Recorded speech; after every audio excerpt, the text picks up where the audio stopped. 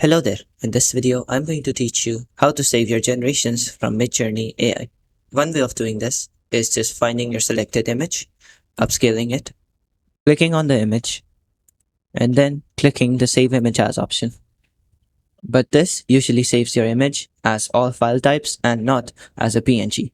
So for that, you can either hit Open in Browser, and over here do the Save Image As, so it saves as a PNG file. Now, if you have like hundreds or tens of images that you want to save, and this method seems a little tedious, you could just open a new tab, go to Midjourney website,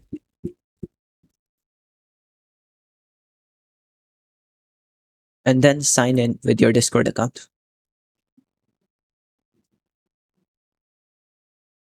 Authorize it to use the account that you have your Midjourney subscription on. After logging in the home page, it will show you all the images that you've ever generated using Midjourney AI. So here, you can just go on and hit the Save Image As option. This will save the image to your computer as a PNG file. You could also do this by clicking on the image and making it bigger, and down here, clicking the Save option, or clicking the three dots again to hit the Save Image option.